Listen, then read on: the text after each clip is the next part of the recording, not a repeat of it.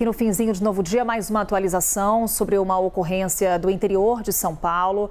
Um avião de pequeno porte que caiu na região de Paraibuna. Informação agora confirmado de que os 5 tripulantes, as 5 pessoas que estavam a bordo dessa pequena aeronave que caiu em Paraibuna, morreram. Informação confirmada há pouco por autoridades que atuam na região, uma região considerada de difícil acesso. Nesse momento, agora as causas do acidente são investigadas, mas já há confirmação do Corpo de Bombeiros de que chovia muito no momento da queda da aeronave. Há agora um trabalho nessa região, repito, de difícil acesso, o que também compromete os trabalhos dos homens do Corpo de Bombeiros.